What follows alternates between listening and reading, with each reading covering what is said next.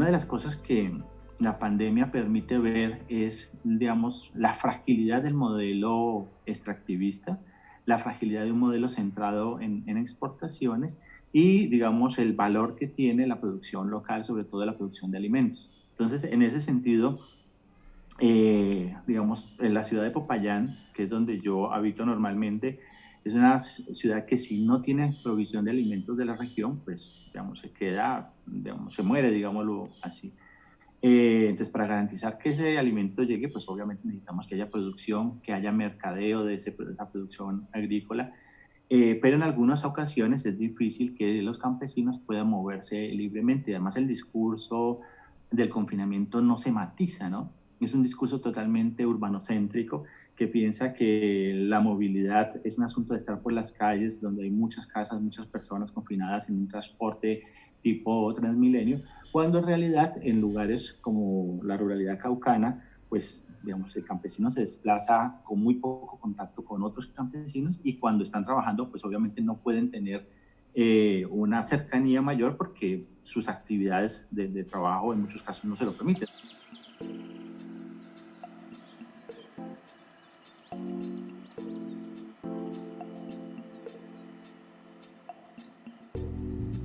Algunos de estos grupos que intentan sostener el control en los territorios adoptan esos discursos, pero de manera radical e reflexiva, tratando de impedir cualquier tipo de movilidad y afectando, digamos, lógicas de producción. Ahora, hay, por ejemplo, producción que depende de ciclos estacionarios como el café, que es necesario cosecharlo o se pierde. Y es producto de una labor de casi un año de preparar la cosecha y si no se permite el ingreso de nueva mano de obra, la mano de obra local no siempre da abasto. Entonces ahí se generan unas nuevas dificultades. Y luego vendrá la dificultad de cómo se comercializa este café que se produce allí si este tipo de actividades no están permitidas o no están garantizadas, además porque la demanda se afecta en algunos productos más que en otros.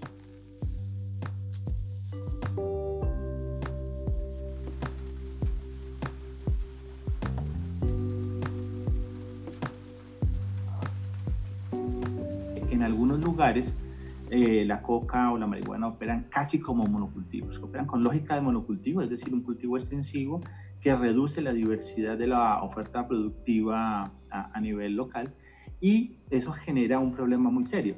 La gente incrementa sus ingresos económicos, pero incrementa al mismo tiempo su fragilidad y su inseguridad alimentaria. Entonces, pues es posible que haya dinero circulando, pero se ha reducido la circulación de alimentos y eso genera dependencia de los centros poblados y la necesidad de la población de desplazarse para poder proveerse de alimentos, por un lado. Pero por el otro genera una gran pregunta. En este momento, gran parte de la oferta de coca y marihuana está suspendida porque digamos, los mercados están en gran medida bloqueados por el bloqueo de fronteras. Pero eso es transitorio, mientras se consume la producción que está almacenada en los lugares donde está el consumo, pero luego va a haber una nueva demanda muy grande. ¿Qué va a pasar cuando esa nueva demanda, que se va a incrementar, aparezca de nuevo? ¿Va a jalonar una lógica de producción y comercialización muy fuerte? ¿Con qué efectos económicos? ¿Con qué efectos sociales? ¿Con qué efectos en términos de seguridad? Entonces ahí hay una pregunta compleja que hay que resolver.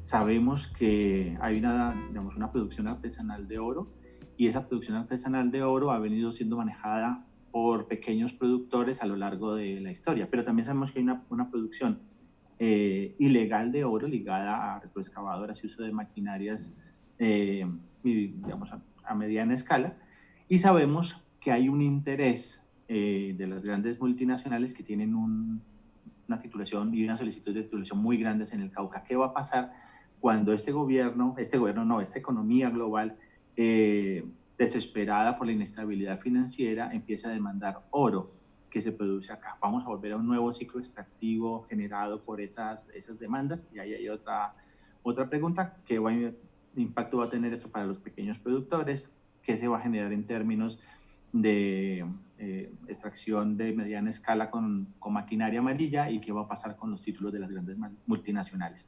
Y esto es muy importante porque esto empieza, alguna gente ya lo empieza a pensar y ya empiezan a surgir preguntas sobre cómo se va a comportar la titulación y aparece una resolución del gobierno que dice que se puede hacer consulta previa por medios electrónicos. Claro, ya la tumbaron, pero muestra una intencionalidad. ¿Con qué lógica está actuando en este momento el gobierno frente a este tipo de economías?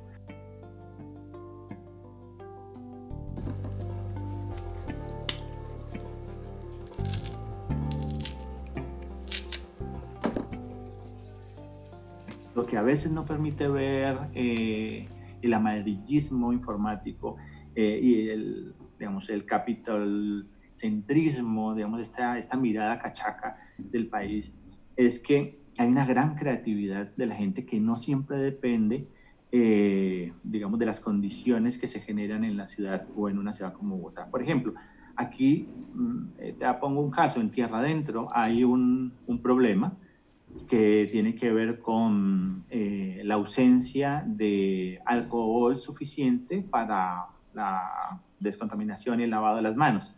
Entonces, lo que estaban haciendo las comunidades indígenas era tomar sus formas tradicionales de producción de alcohol para consumo etílico y procesar alcohol para funciones, digamos, epidemiológicas de cuidado, ¿cierto? Entonces transformaron esa forma de producción, la sumaron al uso de plantas que ellos tradicionalmente han usado y disponen en la región para crear un líquido, digámoslo, que permite, digamos, desinfectar las manos. Además de lo que ya hablé de las formas de control y solidaridad, pero digamos como que la gente vive en condiciones muy precarias, pero tiene una gran capacidad productiva, creativa, imaginativa y unos vínculos que a pesar de las tensiones y los conflictos cotidianos, en momentos de crisis se reactivan. Y eso está permitiendo que mucha gente sobreviva.